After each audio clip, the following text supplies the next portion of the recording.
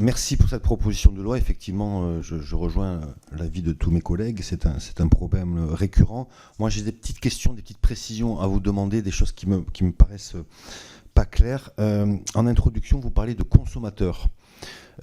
Quid des entreprises qui se font démarcher? Je ne vois pas dans cette proposition de loi de propositions là-dessus. Les entreprises sont aussi démarchées par des professionnels qui sont assez insupportables et on perd énormément de temps dans les entreprises à répondre à ces appels. Donc je ne sais pas comment vous vouliez si vous l'assimilez aux consommateurs, je trouve que c'est pas extrêmement clair dans cette proposition de loi. Idem pour professionnels de démarchage. Alors on entend professionnel.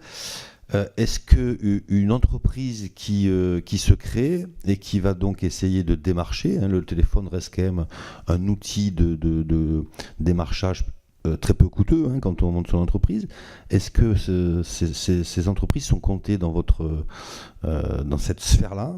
Ça non plus, je l'ai pas très très bien compris. J'espère que c'est pas le cas, puisque moi quand j'ai monté mon entreprise il y a 22 ans, heureusement que j'ai pu appeler par téléphone des futurs clients, sinon j'aurais pas pu démarrer mon entreprise. Donc c'est ce côté étude d'impact, effectivement, alors j'ai bien compris qu'on n'avait pas le temps, qui n'existe pas.